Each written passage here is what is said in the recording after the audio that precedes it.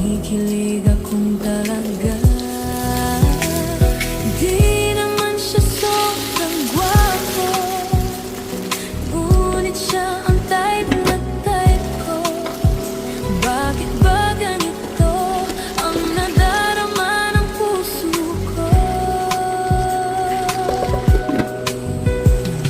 Ay minsan siya ay nakausap, ako ay parang nasa ulap, nang ako'y kanyang titigan, sa puso ay anong sarap. Tunay na kapag umibig, lagi kang